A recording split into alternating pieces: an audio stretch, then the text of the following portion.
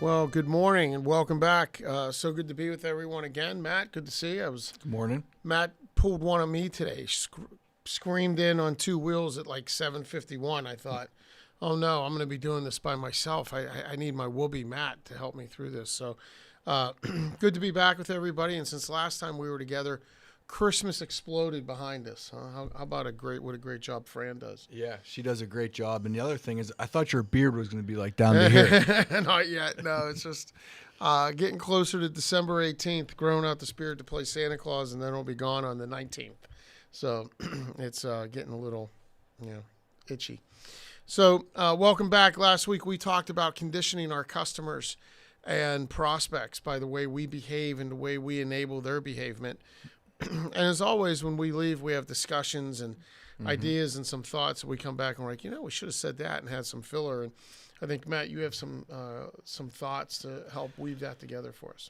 Yeah, so we talked about what customers or prospects do that bother us, irritate us, and instead of pointing the finger and throwing our arms up in the air, really doing some self-reflection of the organization and ourselves, and ask ourselves, are we enabling this? Are we conditioning this by our process or by various procedures? So there are multiple organizations that we work with that actually did that. And that was really interesting conversation. And almost every single time that was brought up by an organization, I think all but one, I remember one comment where someone didn't want to take the blame for it. Everyone was kind of like looking around, and you could hear it even if there were calls. And you know what? We kind of do that. We are enabling that. We're pushing them or conditioning them to do it this way, or we're not creating urgency, or we're losing clarity or clear next steps. So, I thought that was a big takeaway there. The other thing was conditioning, and maybe it's more of coaching, but when we're in a complex sales cycle, there are multiple stakeholders, and it's not reality. Everyone says sell top down. Get everybody at the table. Selling to veto, right? Very important top officer. Yeah, all great thoughts, and I completely agree, and we want everyone at the table, but it's not realistic. And if we said, hey, anytime there are stakeholders not at the table, we're going to walk away because that's not our type of client, we wouldn't sell anything. But anyways, so the conditioning... Can I just say, and also if you do that, if you take that approach, you condition people to see you a different way. So if you take that hardline approach of, well, if you don't have everybody who's involved in the decision process here, we're going to postpone the meeting. They see you as what you are. They see you as looking to get your needs met more than meeting their needs. They see you as a net taker versus a net giver. That's not taking a servant's heart into the sales process. That's not building rapport. That's not endearing people to you and letting them know that you will care for them. Remember, sales is something we do for somebody, not to somebody. And that approach is completely contrary to that principle. Completely agree. Thanks for jumping in there. So you're maybe meeting with someone on the front line or one person in the decision making process, and I think there are various examples. I think that person is feeling pain. Let's say that. I think when we hear pain as salespeople, we forget to continue to probe and perhaps coach up or ask more questions, knowing that there are other stakeholders.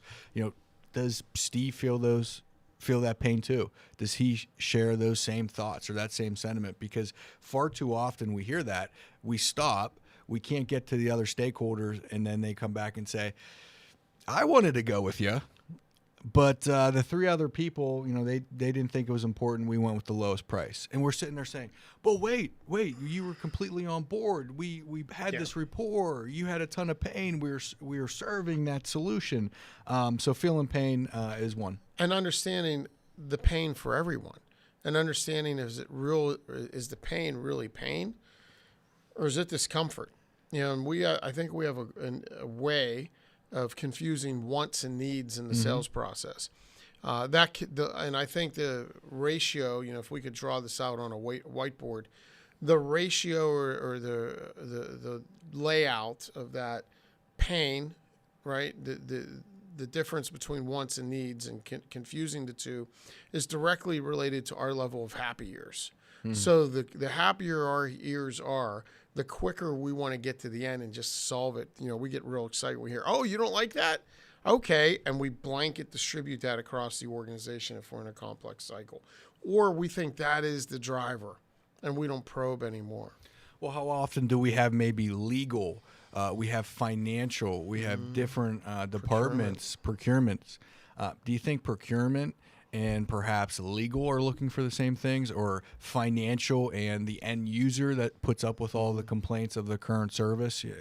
Much different. So same organization feeling different levels of pain and feeling different pain. So part of that conditioning and that coaching is we have to be asking those questions. Do the other stakeholders, feel this way after we ask, walk me through your process from here. Once you get a proposal, that's always going to be a staple question.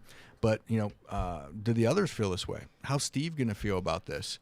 Yeah, and I think it's important at that point, too, as Matt talks about managing these complex cycles, that when somebody articulates, here's what has to happen, we love you, we're good, we're going to go through procurement, legal has to take a look at the paper. So, yeah, let me ask you a question. Most procurement organizations are measured and rewarded and bonused on how much discount they can get from people. So what should I do? And what should I share with procurement when they ask me for a 15% discount on this service that we've already given you the best price for? Do you have that intestinal fortitude? Do you have that courage in the moment? Do you have that conviction of your value? Do you have that conviction of your process to be able to ask those questions and see how we're going to play that out? Because if you're going to go through a complex cycle, assuming everybody wants you to win, you're setting yourself up for failure, right? Most of the people that you get introduced to in the process, other than your user, other than your business buyer, right? They don't want you to win with the proposal you come in with. Procurement's going to want discounts. Legal's going to want terms. Legal's going to want increased risk distribution to you versus them. So we have to go into this with that maturity that says we know there's going to be more, and we know that other people are going to have different wants or needs. And you talked about being bold and strong. What about when someone says, oh, yeah, the price is going to be fine. That's good. That's fine. Really? Why do you say that? We're not going to bid you out. You're good. That's different than our experience when we get to procurement, because procurement teams are usually bonused on how much they can get me to give back. Yep. What makes yours different? Yeah, so I think there's conditioning in two ways. Us as a salesperson, we're conditioned when we hear that stuff to speed up. The clock starts going. Especially think about where we are in the year right now. So it's probably triple speed. And then I think we condition obviously the prospect, and we have an opportunity to condition and coach proactively. The difference between a good salesperson and a great salesperson is that they proactively use active listening, and they can ask those questions in real time, not leave the meeting and say, oh gee shucks, I just lost this deal.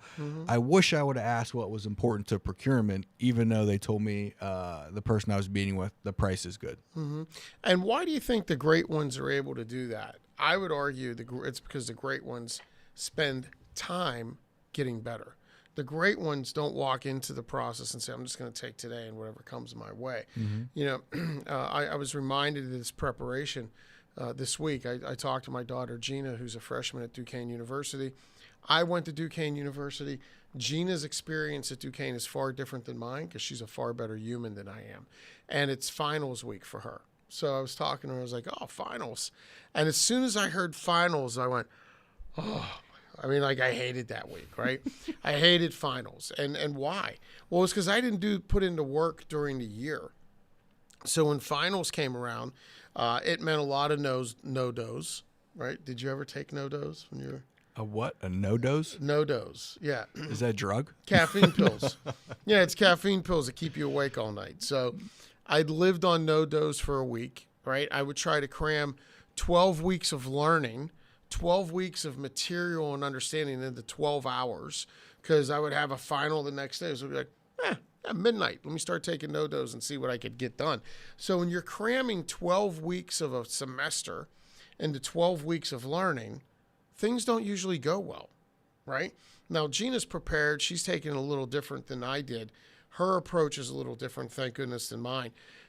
But for me, I wasn't interested in mastering the content. I wasn't interested in allowing the material that we had used throughout the year to become part of me, right? So that I could own it, master it, and actually know it into my future. I was just interested in remembering it for 12 hours. And I think that there's a lot we can learn from that as salespeople, because too often we ignore the process. We ignore the year. We ignore all the time we have, right, that we can cultivate relationship. We can cultivate value. We can cultivate something meaningful, and we shortchange the process.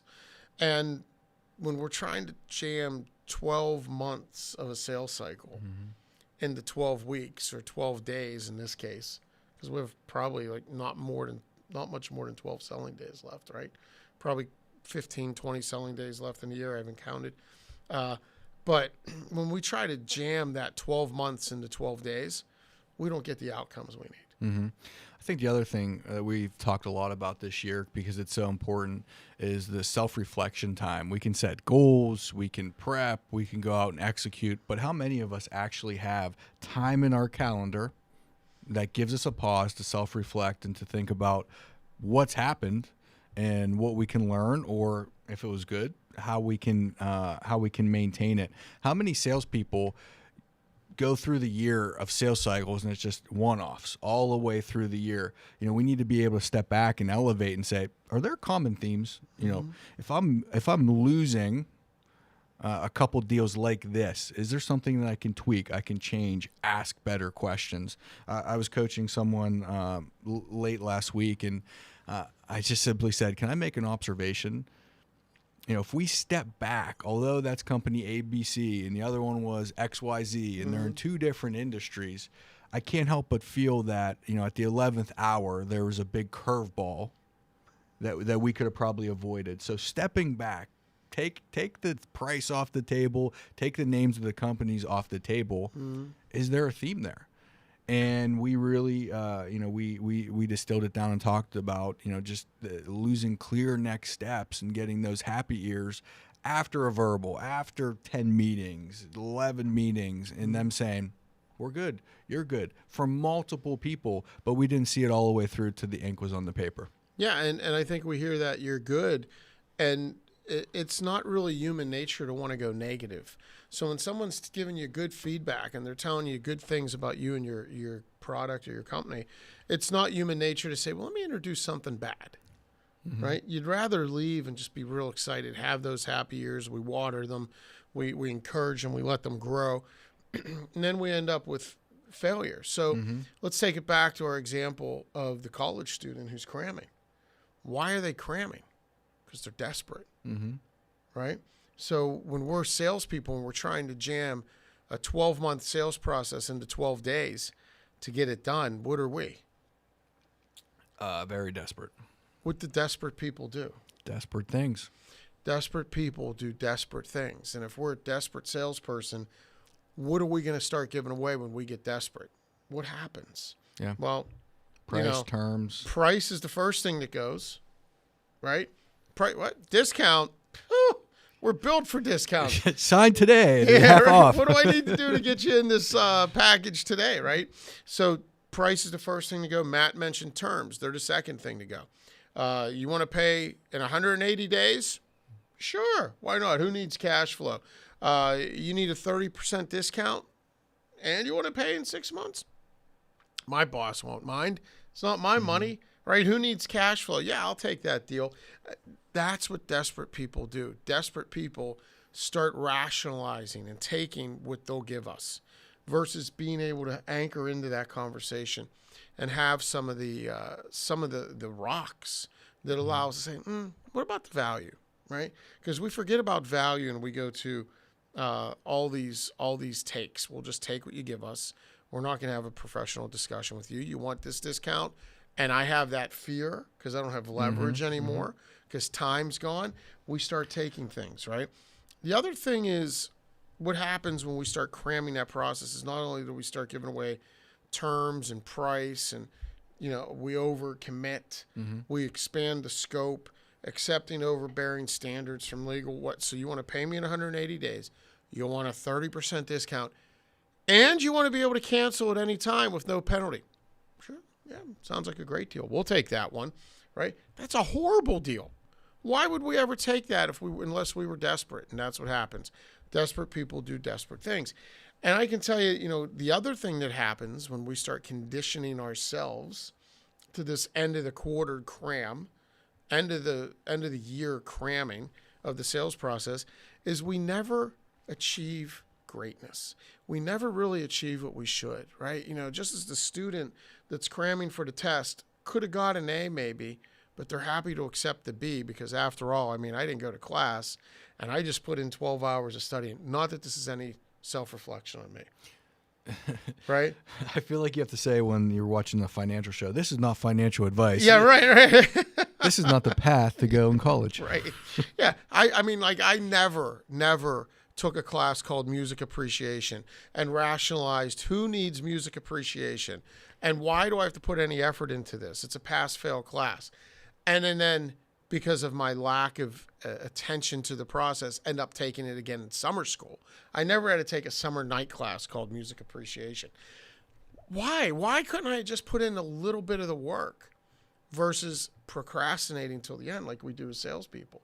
Why couldn't I have just thought I'll work this out in the end? Something magical will happen. Mm-hmm. And I think too many of us as salespeople have quarters, have years that are going to be determined by something magical happening in the next 12 days. Mm-hmm. And we don't need to be there. And, this conditioning, I think this cramming of the process conditions us to things that aren't great. It conditions us to accept mediocrity. Mm-hmm. Yeah, and we're salespeople. At heart, we love to sell. There are deals that we're working on to try to get in before the end of the year. That's good. Having urgency, following process, that's good. However, if you find yourself in a situation and you look in the mirror and say, I probably wouldn't act this way, or I probably wouldn't do that next in the sales cycle if it wasn't December, then have the mental toughness to do what's right for the deal. Let it go into January. Let it go into February. There's nothing wrong with that. I see a lot of salespeople get in trouble this time of year. Like you said, with the terms and just kind of sneaking it in, and come mid-January, they're going, okay, that's not a good client for us. Yep. Or I wonder what happened and it's February and we're losing money. So again, just want to say urgency is good, clear next steps, all of that. Let's use the end of the year. But at the same time, if we're acting different now, and it wouldn't be the normal process or the normal clear next step or to do, let's just be mentally tough to step back, let it sneak into, Q1 of next year. Yeah, absolutely. Unless you're a public company and you guys are driven by quarterly, earnings and sales numbers, if that's different, you guys have to do certain things to hit your number because you're reporting to, to Wall Street and the stock prices change. In that case, though, it's not an excuse to do desperate things. It's more of a mandate to create your sales journal and start documenting what got me here.